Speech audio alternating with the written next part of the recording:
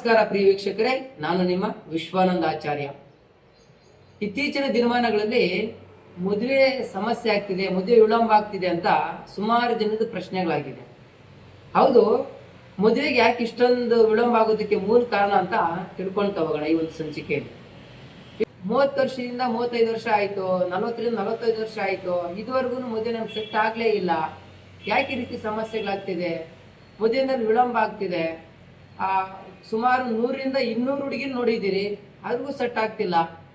ಎಷ್ಟೋ ಹುಡುಗರ ಕಡೆಯಿಂದ ಬಂದಿದ್ದಾರೆ ನಮ್ಗೆ, ಆದ್ರೂ ಆ ಹುಡುಗರಿಗೆ ಸೆಟ್ಟೇ ಆಗ್ತಿಲ್ಲ. ನಮ್ಮ ಹುಡುಗಿಗೆ ಅವ್ರು ಒಪ್ಕೊಂಡ್ರೆ ಇವ್ರು ಒಪ್ಕೊಳಲ್ಲ, ಇವ್ರು ಒಪ್ಕೊಂಡ್ರೆ ಅವ್ರು ಒಪ್ಕೊಳಲ್ಲ. ಯಾವಂಥದೋ ಒಂದು ಸಮಸ್ಯೆ ಕಾಣಿಸ್ತಾನೆ ಇದೆ. ಅದರಲ್ಲೂ ಈ ಗೋರ್ಕರಗಳಿಗೆ ದುಡ್ಡು ಕೊಟ್ಟು ಬೇಜಾರಾಗ್ಬಿಟ್ಟಿದೆ. ಸಂಡೇ ಆದ್ರೆ ಸಾಕು ಹುಡುಗಿ ನೋಡೋ ಕಾರ್ಯಕ್ರಮ, ಅಥವಾ ಸಂಡೇ ಆದ್ರೆ ಸಾಕು ಹುಡುಗರ ಕಡೆಯವ್ರು ಬರ್ತಾರೆ ಅಂತೇಳಿ ಇದೇ ಸಮಸ್ಯೆಗಳು, ಇದೊಂದು ಮದುವೆ ಆಗೋದೇ ಒಂದು ದೊಡ್ಡ ಸಮಸ್ಯೆ ಕುತ್ಕೊಂಡಿದೆ. ಅದಕ್ಕೆ ಮೂಲ ಕಾರಣ ಏನಪ್ಪಾ ಅಂತಂದ್ರೆ, ಇವತ್ತಷ್ಟೇ ಮದುವೆಗೆ ಮುಂಚಿತವಾಗಿ ನೀವು ನಿಮ್ಮ ಜಾತಕಗಳನ್ನ ಪರಿಶೀಲನೆ ಮಾಡ್ಕೊಬೇಕು. ನಮಗೆ ಮದುವೆ ಯೋಗ ಯಾವಾಗಿದೆ, ಕಂಕಣ ಭಾಗ್ಯ ಯಾವಾಗಿದೆ, ಯಾವೊಂದು ದಶಾಭುಕ್ತಿಯಲ್ಲಿ ಯಾವಾಗ ನಮಗೆ ಮದುವೆ ಕಂಕಣ ಭಾಗ್ಯ ಇದೆ ಅಂತಕ್ಕಂಥದ್ದು ನಿಮ್ಮ ಜಾತಕಗಳನ್ನ ನೋಡ್ಕೊಂಡಾಗ ನಿಮ್ಮ ಸಮಯ ವ್ಯರ್ಥ ಆಗೋದಿಲ್ಲ. ನೀವು ಸಮಯಕ್ಕೆ ಸರಿಯಾಗಿ ಆವಾಗ ಪ್ರಯತ್ನ ಮಾಡಿದಾಗ ನಿಮಗೆ ಕಂಕಣ ಬಲ ವಿವಾಹದ ಯೋಗ ಅಂತ ಕೂಡಿ ಬರುತ್ತದೆ. ಅಂತಂದ್ರೆ ನಿಮ್ಮ ಜಾತಕದ ಸಪ್ತಮ ಸ್ಥಾನ ಅಥವಾ ಕಳಸ್ತರ ಸ್ಥಾನದಲ್ಲಿ ಕ್ರೂರಗಳಾದಂತಹ ಶನಿ ಗ್ರಹ, ಕುಜಗ್ರಹ, ಸೂರ್ಯಗ್ರಹ ಹಾಗೂ ರಾಹುಕೇತುಗಳೇನಾದ್ರೂ ಸಪ್ತಮದಲ್ಲಿ ಕೂತ್ಕೊಂಡಿದ್ರೆ, ಅಥವಾ ಸಪ್ತಮ ಸ್ಥಾನ ಅಧಿಪತಿ ಜೊತೆಗೆ ಏನಾದ್ರೂ ಇಂಥ ಕ್ರೂರ ಗ್ರಹಗಳು ಯತಿ ಫಲದಲ್ಲಿದ್ದಾಗ ಇಂಥ ಸಮಸ್ಯೆಗಳನ್ನ ನೀವು ಎದುರಿಸ್ತಾ ಇರ್ತೀರಾ. ಇದಕ್ಕೆ ಮೂಲ ಕಾರಣ ಏನಪ್ಪಾ ಅಂತಂದ್ರೆ ನಿಮ್ಮ ಜಾತಕ ಒಮ್ಮೆ ಪರಿಶೀಲನೆ ಮಾಡ್ಕೊಂಡು ನಾವು ಅಂತರ ಮಾಡ್ಕೊಬೇಕು. ಕೆಲವ್ರು ನೋಡ್ತಾ ಇರ್ಬೋದು ವೀಕ್ಷಕರೇ, ಕಳಸ್ತರ ಸ್ಥಾನ ಶುದ್ಧವಾಗಿದ್ದು ಶುಭ ಗ್ರಹಗಳ ಸ್ಥಿತಿನಾಗಿದ್ದಾಗ ಅಂತವ್ರಿಗೆ ಬೇಗ ಮದುವೆ ಆಗಂತ ಯೋಗ ಕಂಕಣ ಭಾಗ್ಯ ಕೂಡು ಬರುತ್ತದೆ. ಯಾವ ರೀತಿಯಪ್ಪ ಅಂತಂದ್ರೆ, ನಿಮ್ಗಿಂತ ಚಿಕ್ಕವರು ಇರ್ತಾರವ್ರು, ಅಥವಾ ನಿಮ್ಮ ಕಸಿನ್ ಮಕ್ಕಳು, ಅಥವಾ ನಿಮ್ಮ ಅಕ್ಕಪಕ್ಕದವರು, ನಿಮ್ಮ ಸಹಪಾಠಿಗಳು, ಅಥವಾ ಸ್ನೇಹಿತರಿಗೆ ನಿಮ್ಗಿಂತ ಚಿಕ್ಕವರು ಅಥವಾ ನಿಮ್ಮ ಜೊತೆಲಿರೋರಿಗೆ ಬೇಗ ಮದುವೆ ಆಗುವಂತ ಯೋಗ ಇರುತ್ತೆ. ಆದ್ರೆ ಇವ್ರಿಗೆ ಮದುವೆ ಆಗಂತ ಯೋಗ ನಿಮ್ಗೆ ಆಗೋಂಥ ಯೋಗ ಲೇಟಾಗಿ ಆಗ್ತದೆ. ಅದಕ್ಕೆ ಮೂಲ ಕಾರಣ ಶನಿ ಏನಾದ್ರೂ 7ನೇ ಸ್ಥಾನದಲ್ಲಿ, ಸಪ್ತಮ ಸ್ಥಾನದಲ್ಲಿ ಮಂದಗ್ರಹ ಆದಂತ ಶನಿ ಏನಾದ್ರೂ ಸ್ಥಿತಿನಾಗಿದ್ರೆ ನಿಮಗೆ ಮದುವೆ ಆಗೋಂಥ ಯೋಗ ಲೇಟ್ ಆಗುತ್ತೆ. ಆಫ್ಟರ್ 35 ಇಯರ್ಸ್ ನಿಮಗೆ ಮದುವೆ ಯೋಗ ಕಂಕಣ ಬಗ್ಗೆ ಕೂಡಿ ಬರ್ತಕ್ಕಂಥದ್ದು. ಅಥವಾ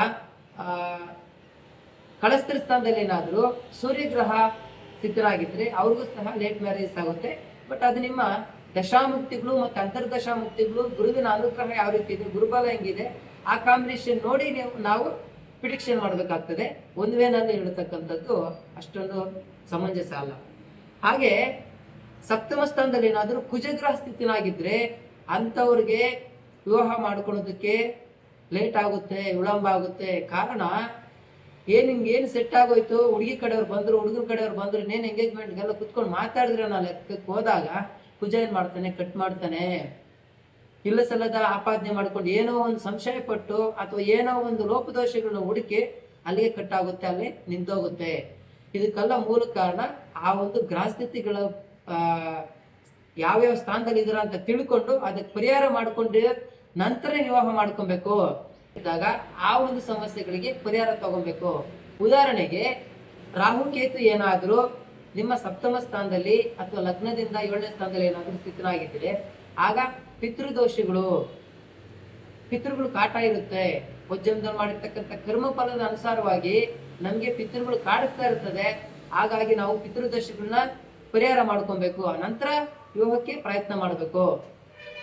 ಅಥವಾ ಕುಜ ಏನಾದ್ರೂ ಸಪ್ತಮ ಸ್ಥಾನದಲ್ಲಿ ಇದ್ದಾಗ ಇದನ್ನು ಕುಜದೋಷ ಅಂತಾರೆ. ಎಸ್ಪೆಷಲಿ ಹೆಣ್ಮಕ್ಳಿಗೆ 7ನೇ ಸ್ಥಾನ ಅಥವಾ 8ನೇ ಸ್ಥಾನದಲ್ಲಿ ಕುಜ ಇರಲೇಬಾರ್ದು, ವೈದ್ಯವ್ಯ ಯೋಗ ಉಂಟಾಗುತ್ತೆ. ಅದಕ್ಕೆ ನೀವೇನ್ ಮಾಡ್ಬೇಕು, ನಿಮ್ಮ ಜಾತಕಗಳೊಮ್ಮೆ ಪರಿಶೀಲನೆ ಮಾಡಿಕೊಂಡು ಆ ವೈದ್ಯವ್ಯಕ್ಕೆ ಪರಿಹಾರ ಮಾಡಿಕೊಂಡು ನಂತರ ವಿವಾಹ ಮಾಡ್ಕೊಂಡ್ರೆ ತುಂಬಾ ಅನುಕೂಲಕರವಾಗಿರುತ್ತೆ. 7ನೇ ಸ್ಥಾನದಲ್ಲಿ ಏನಾದ್ರೂ ಕ್ರೂರ ಗ್ರಹಗಳಿದ್ದು ಇತಿ ಸಪ್ತಮ ಸ್ಥಾನದ ಅಧಿಪತಿ ಏನಾದ್ರೂ 2-3 ಗ್ರಹಗಳ ಜೊತೆಗಿದ್ದಾಗ ಅವ್ರಿಗೆ 2 ವಿವಾಹಗಳಾದಂತ ಯೋಗ ಇರ್ತದೆ. ಆಗ ಕದಲಿ ವಿವಾಹ ಮಾಡಿಸಿ ನಂತರ ಇವ್ರಿಗೆ ವಿವಾಹ ಮಾಡಿಸ್ಕೊಬೇಕು. ದೇವ್ರಿಗೆ ನಿಮಗೆ ಎಲ್ಲೋ ಒಂದ್ ಕಡೆ ಒಂದು ಮುನ್ಸೂಚನೆ ಕೊಡ್ತಾ ಇರ್ತಾನೆ, ಮದುವೆ ವಿಳಂಬ ಆಗ್ತಿದೆ, ಏನೋ ಸಮಸ್ಯೆ ಇದೆ, ಮಾಡ್ಕೊಳ್ಳಿ ಅಂತೇಳಿ. ಕೆಲವ್ರಿಗೆ ಏನಿದೆ, ಹಣೆ ಬರ ನೇರವಾಗಿ ಕೊಟ್ಬಿಡ್ತಾನೆ, 2 ವಿವಾಹಗಳಾಗುವಂತ ಯೋಗ ಇದೆಯಾ, 3 ವಿವಾಹಗಳ ಆಗಂತ ಯೋಗ ಇದೆಯಾ ಅಂತೇಳಿ. ವಿವಾಹ ಮಾಡಿಸ್ಬಿಡ್ತಾನೆ. ಯೋಗ ಚೆನ್ನಾಗಿರುತ್ತೆ, ಕಂಕಣ ಬಾಲ ಕೂಡ ಬಂದ್ಬಿಡುತ್ತೆ, ದಶಮುಕ್ತಿಗಳು ಕೂಡ ಬರುತ್ತೆ, ಹೋಗಿ ಮದುವೆ ಮಾಡ್ಕೊಂಡ್ಬಿಡ್ತೀರ. ಆದ್ರೆ ಮತ್ತೆ 2 ವಿವಾಹಗಳಾಗುವಂತ ಇರುವಂತ ಯೋಗದಲ್ಲಿ ಒಂದು ವಿವಾಹಕ್ಕೆ ಡೈವರ್ಸ್ ಆಗುತ್ತೆ, ಒಂದು ವಿವಾಹದಲ್ಲಿ ವಿಘ್ನಗಳಾಗ್ತದೆ, ಒಂದು ವಿವಾಹದಲ್ಲಿ ಸಮಸ್ಯೆ ಆಗಿ ಎದ್ದು ಬಿದ್ದು 1 ವರ್ಷ 2 ವರ್ಷ ಅಥವಾ 5 ವರ್ಷ ಸಾಂಸಾರಿಕ ಜೀವನ ಆಗಿ ಜುಗುಪ್ಸೆ ಆಗಿ ಭಿನ್ನಾಭಿಪ್ರಾಯಗಳಾಗಿ ವಿಘ್ನಗಳಾಗ್ಬಿಟ್ಟು ಮತ್ತೆ ಇನ್ನೊಂದು ವಿವಾಹ ಅಂತ ಆಗುವಂತ ಚಾನ್ಸಸ್ ಇರುತ್ತೆ. ಅದು ಒಂದುವೇ. ಆದ್ರೆ ಕೆಲವರಿಗೆ ದೇವರೇ ನಿಮ್ಗೆ ಮುನ್ಸೂಚನೆ ಕೊಟ್ಟು ಲೇಟ್ ಮ್ಯಾರೇಜಸ್ ಆಗುತ್ತೆ, ಆಗ 2 ವಿವಾಹಗಳು ಅಥವಾ 3 ವಿವಾಹಗಳಾಗಂತ ಯೋಗ ಇದ್ದು ಏನಾದ್ರೂ ವಿವಾಹದಲ್ಲಿ ದೋಷಗಳಿದ್ರೆ ಅದಕ್ಕೆ ಪರಿಹಾರಗಳು ತಗೊಂಡು ಆಮೇಲೆ ನೀವು ಮದುವೆ ಆಗ್ತೀರಾ, ಅಂತವ್ರು ಸಕ್ಸಸ್ ಆಗ್ತೀರಾ. ಕೆಲವ್ರು 30 ವರ್ಷ 40 ವರ್ಷ ಆದ್ಮೇಲೆ ಮದುವೆ ಆದ್ರೂ ಸಕ್ಸಸ್ ಆಗಿರೋದನ್ನ ನೋಡ್ಬೋದು. ಕೆಲವ್ರು 20 ವರ್ಷಕ್ಕೆ ಅಥವಾ 24 ವರ್ಷದ ಒಳಗಡೆ ಮದುವೆ ಆಗ್ಬಿಟ್ಟು 2 ವಿವಾಹಗಳು 3 ವಿವಾಹಗಳಾಗಿ ಡೈವರ್ಸ್ಗಳಾಗಿ ಮತ್ತೆ ಆಗೋದಕ್ಕೆ ಚಾನ್ಸಸ್ ಇರುತ್ತದೆ. ಹಾಗಾಗಿ ಒಟ್ಟಾರೆಯಾಗಿ ನಿಮ್ಮ ಜನ್ಮ ಜಾತಕವನ್ನ ಒಮ್ಮೆ ಪರಿಶೀಲನೆ ಮಾಡಿಕೊಂಡು ನಮ್ಮ ಜಾತಿಗಳಲ್ಲಿ ವಿವಾಹಕ್ಕೆ ಯಾವ ರೀತಿ ಅಡೆತಡೆಗಳಿದ್ಯಾ, ಸಮಸ್ಯೆಗಳಿದ್ಯಾ, ವಿಳಂಬ ಆಗೋದಕ್ಕೆ ಕಾರಣ ಏನು, ಇದನ್ನೆಲ್ಲ ತಿಳ್ಕೊಂಡು ನೀವು ವಿವಾಹ ಮಾಡ್ಕೊಂಡಿದ್ದೆ ಆದ್ರೆ ಸಕ್ಸಸ್ಫುಲ್ ಆಗ್ತೀರಾ. ನಮಸ್ಕಾರ ವೀಕ್ಷಕರು.